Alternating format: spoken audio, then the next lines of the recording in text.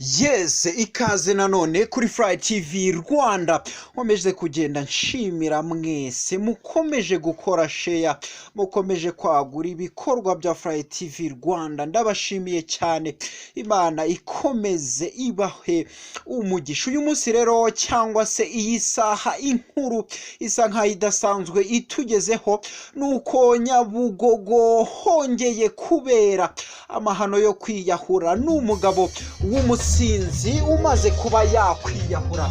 Muri aya masaha rero ubu ngubu tuvugana isaa 10 zuzuye, uyu mugabo rero akaba amaze kuba nawe yakwiyahura. Ni nyuma yuko hadashize iminsi myinshi hangaha kuri iyi nyubako ya Nyabugogo hari hamaze iminsi haguye undi mugabo nawe wiyahuye, nubwo ribu yaje gutangaza ko uyu mugabo yari afite ikibazo cyo mu mutwe.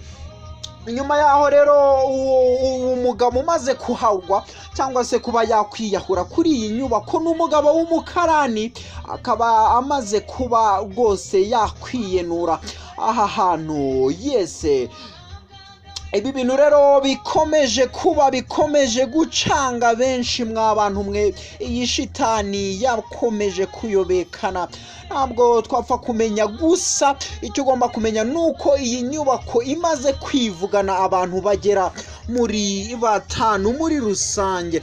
Ibintu rero bikomeje kuba amayobera mw'abantu mwe. Ese iyi ni shitani cyangwa se niki cyageze muri iyi nyubako kikaba kiri guteza ibi bintu byose? Ibintu byayobekanye rero, ibintu birakomeye mw'abantu mwe. Abaturage rero bakomeje gutangaza ko uyu mugabo ngo yahoze ari mu nyubako ngubwo yararimo abyina cyane yasinze, ngo asa nkaho atameze neza nawe mu mutwe. Yes, alright. Fly TV Rwanda rero uko twabibijeje nk'amakuru yose agezweho gatanu ku kande tuyabagezaho nta kibazo na kimwe.